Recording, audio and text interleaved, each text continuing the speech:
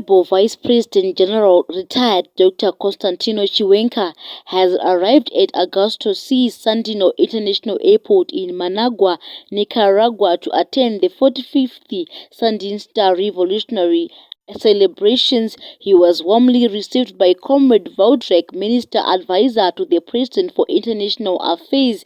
The strong bilateral relations between Zimbabwe and Nicaragua date back to the era of the liberation struggle, with Zimbabwe being the third African country to establish diplomatic ties with Nicaragua. Recently, Nicaragua opened its embassy in Zimbabwe, making Zimbabwe the sixth African country to host a Nicaraguan president embassy, further solidifying the bond between the two nations.